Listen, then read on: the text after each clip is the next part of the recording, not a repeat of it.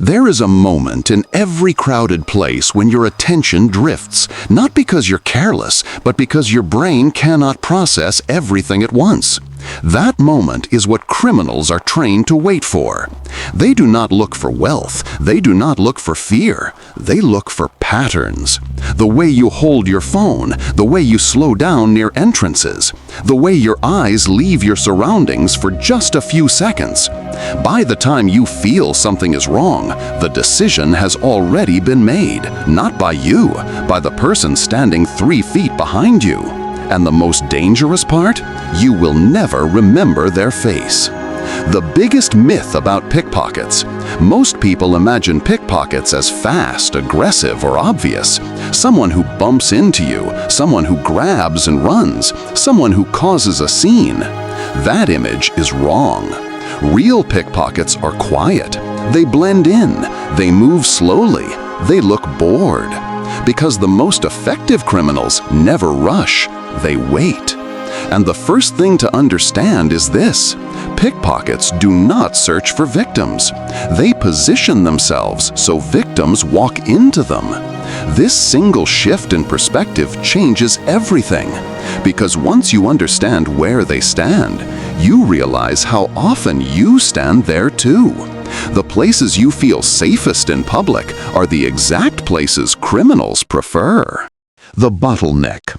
Every environment has pressure points: stairs, doorways, escalators, ticket lines, security checkpoints.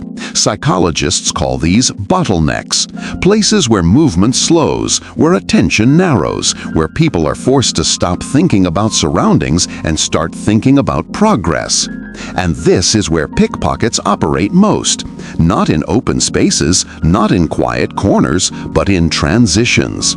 The moment between one location and another. Why? Because your brain temporarily switches modes. From awareness to task completion. You are no longer scanning people, you are scanning objectives. Find seat, find exit, find gate, find platform. That mental shift lasts only a few seconds, but that is all it takes.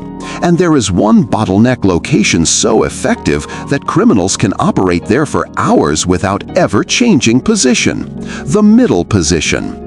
Most people assume danger comes from behind or from the side. But statistically, the most targeted position in any crowd is not the back, it is the middle. The psychological reason is simple. In the middle of a group, you feel protected, you feel invisible, you feel normal, which makes you relaxed. And relaxed people do not guard space, they surrender it. Pickpockets exploit this by standing where attention is lowest. Not too close, not too far, just close enough to mirror movement, just far enough to avoid suspicion. 3 feet. That distance is intentional. It allows hands to move without entering personal boundaries. It allows timing without eye contact. It allows theft without friction. The more people around you, the less likely you are to notice anything. The distraction zone. Pickpockets do not steal during chaos, they steal during distraction. Moments when your brain is already overloaded. Phone notifications, navigation apps, conversations, announcements, emotional reactions. Every distraction reduces spatial awareness, and criminals know exactly how much attention you need to lose. Not all of it, just enough. Because total distraction is suspicious. Partial distraction is invisible. This is why criminals love people texting while walking, people carrying drinks, people arguing, people rushing, people helping others, especially helpers, because helpers do not monitor themselves, they monitor everyone else. And the most reliable victims are not tourists, they are polite people. The polite personality trap.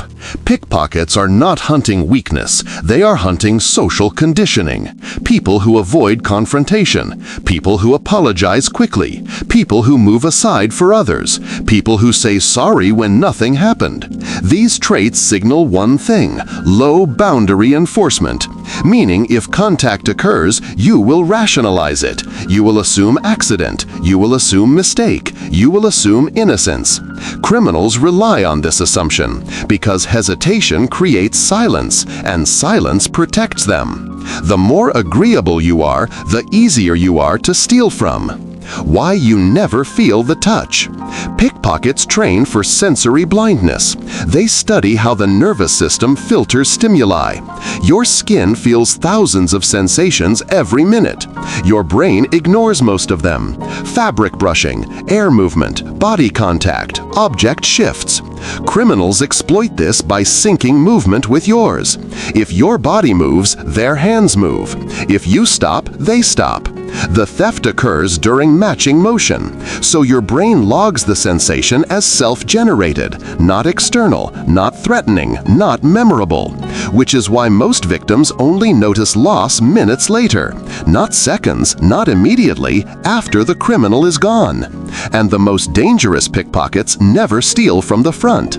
The shadow position. Direct access is risky, so professionals avoid frontal contact.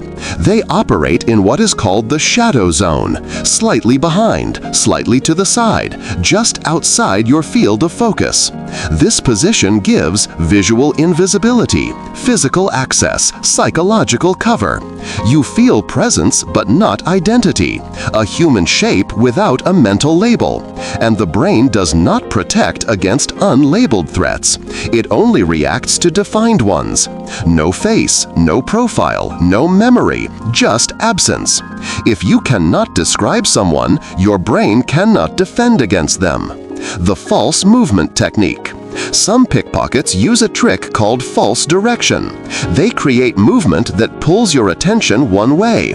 A step, a gesture, a shoulder bump, a dropped object. Your eyes follow the decoy. Their hands move elsewhere. Because attention and awareness are not the same thing.